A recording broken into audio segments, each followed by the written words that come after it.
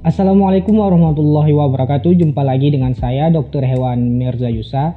Baik, kali ini kita akan membahas tentang 6 penyakit mematikan pada kucing. Sebelumnya saya sampaikan silahkan ditonton video saya ini sampai selesai supaya tidak terjadi kesalahpahaman. Dan silahkan di subscribe, like, komen, dan bagikan setiap informasi yang saya bagikan supaya yang lain juga mengetahuinya. Untuk yang ingin bertanya silahkan di komen di kolom komentar di bawah, nanti jawaban akan saya buatkan video edukasi selanjutnya. Sebelum kita lanjut, kita intro dulu.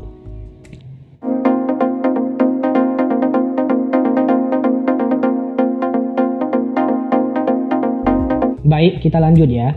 Nah, 6 penyakit ini paling sering menyerang kucing. Ya, baik kucing liar maupun kucing peliharaan. Apalagi yang kucing belum divaksin ya. Kalau ada yang bilang kucing saya aman-aman saja dok, saya urus dengan baik, saya mandikan selalu, kemudian juga ya tidak pernah main keluar. Tapi ketika ditanya apakah sudah vaksin, jawabannya belum. Nah, berarti belum maksimal dalam perawatannya. Sebab penyakit-penyakit yang akan saya bahas ini nanti ya pencegahannya melalui vaksinasi gitu. Nah, apakah setelah divaksin itu akan terbebas? Jawabannya belum. Namun untuk apa saja divaksin gitu kan? Jadi vaksinasi ini untuk menurunkan resiko terpaparnya penyakit tertentu dan juga menurunkan resiko kematian. Jadi setelah divaksin bukan berarti tidak dapat diserang lagi. Kemungkinan penyakit tertentu itu menyerang masih ada, namun resiko kematian dan resiko terpaparnya itu sudah menurun gitu. Nah, bandingkan dengan kucing yang tidak divaksin ataupun belum divaksin. Nah, ini jauh lebih beresiko. Resiko terpaparnya besar, resiko kematiannya juga besar. Jadi vaksin itu bukan obat tetapi untuk pencegahan ya. Nah, penyakit apa saja itu? Baik, saya jelaskan. Dari 6 penyakit ini ada 3 penyakit yang tergolong dalam penyakit cat flu, yaitu flu pada kucing. Jadi nanti urutannya 1, 2, 3 itu tergolong dalam penyakit cat flu ya, atau penyakit flu pada kucing. Baik, yang pertama ada felin chlamydia. Kemudian yang kedua ada rhinotracheatis, kemudian yang ketiga ada calicivirus. Nah, ini 3 penyakit ini tergolong ke dalam cat flu atau flu pada kucing. Baik, saya akan menjelaskan sedikit satu persatu dari penyakit ini. Yang pertama, felin chlamydia. Namun sebelum saya jelaskan lebih lanjut, saya sampaikan sedikit dulu. Kalau cat flu ini gejala umumnya hampir sama semua ya. Ya flu gitu, bersin, kemudian demam gitu. Itu gejala umum yang muncul. Namun nanti ada gejala khusus di setiap penyakit ini. Baik, yang pertama felin chlamydia. Penyebabnya bakteri ya. Nanti menyebabkan pneumonia atau radang pada paru-paru yang disebabkan oleh infeksi bakteri ini. Nah, gejalanya biasa lebih sering keluar lendir berwarna hijau dari hidung hingga berakhir sesak napas akibat adanya cairan di dalam saluran pernapasannya hingga tersumbat gitu. Kemudian yang kedua, rhinotracheatis. Nah, penyakit yang kedua ini disebabkan oleh virus, yang mana virus ini menyerang sistem pernapasan atas terutama trakea. Seperti namanya ya, tracheatis, menyebabkan peradangan pada trakea yang disebabkan oleh infeksi virus ini. Hingga nanti terjadi penyempitan di bagian trakea ataupun saluran pernapasan bagian lainnya gitu. Yang gejala yang muncul nanti keluar bunyi seperti ngorok ya, atau napasnya berbunyi gitu, hingga nanti juga dapat tertutupnya lubang hidung yang susah bernapas ya. Kemudian yang ketiga, calicivirus. Dari namanya saya kita sudah mengetahui kalau penyakit ini penyebabnya virus. Biasanya penyakit ini menyerang sistem pernapasan dan pencernaan bagian atas juga. Jadi nanti dalam mulutnya seperti ada luka-luka ya, seperti sariawan, kemudian terjadi peradangan, memerah gitu. Dan kalau sudah parah nanti akan lebih banyak, kemudian makin besar gitu. Ini akan lebih berbahaya, yang nanti menyebabkan kucing tidak mau makan karena sakit di dalam mulut, dan lagi bisa keluar liur berterusan gitu. Nah, yang bahayanya biasanya rhinotracheatis, calicivirus ini sering berkolaborasi mereka. Jadi keduanya akan menyerang di waktu yang bersamaan.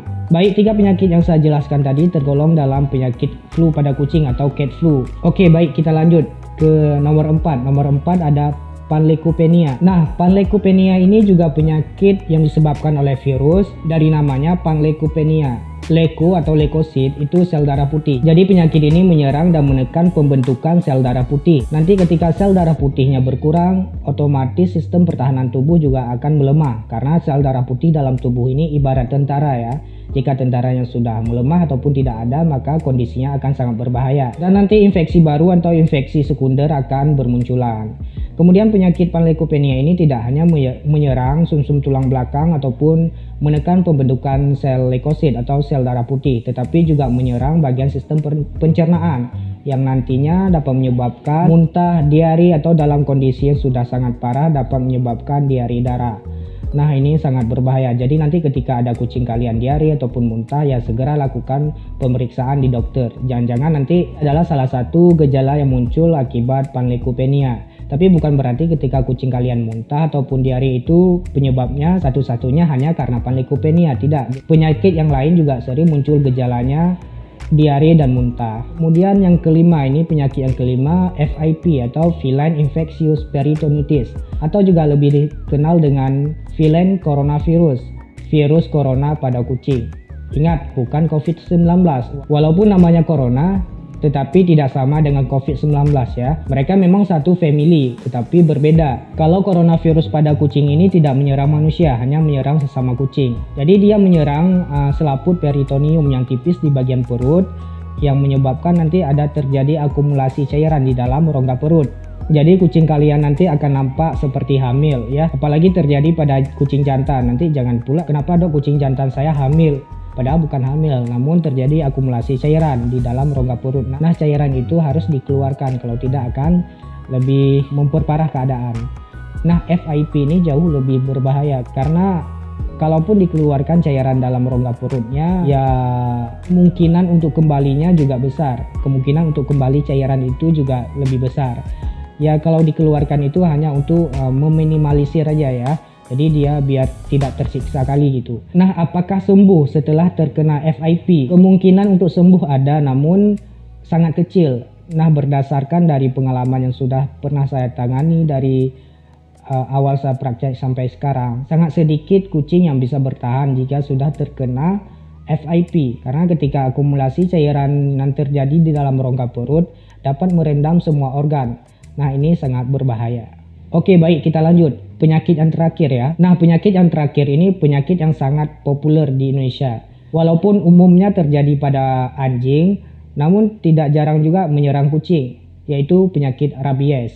Nah, rabies ini bersifat zoonosis ya, artinya dapat menular ke manusia. Penyakit rabies ini jauh lebih berbahaya dari penyakit-penyakit sebelumnya. Kenapa? Karena juga dapat menyerang pemiliknya nanti. Dia menyerang sistem saraf pusat. Ketika sistem saraf pusat diserang, maka seluruh organ tubuh ataupun tubuh akan kehilangan kontrol ya, karena sistem saraf pusatnya sudah diserang.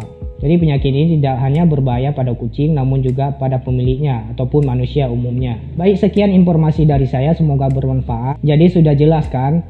Dari 6 penyakit tadi, 3 tergolong ke dalam penyakit cat flu atau flu pada kucing, dan 1 diantaranya bersifat zoonosis, artinya dapat menular ke manusia, yaitu tadi rabies. Jadi pelihara kucing ini bukan sekedar pelihara, namun harus betul-betul dirawat, kemudian diberikan makanan, kemudian juga divaksin dan dijaga lingkungannya. Ya, karena nanti kalau terkena penyakit bukan dia saja yang terkena, kita juga bisa terinfeksi dari penyakit yang dibawa si kucing ataupun hewan-hewan peliharaan yang lain ya. Semoga cat owner dengan penjelasan ini lebih memahami bagaimana cara merawat kucing dengan baik.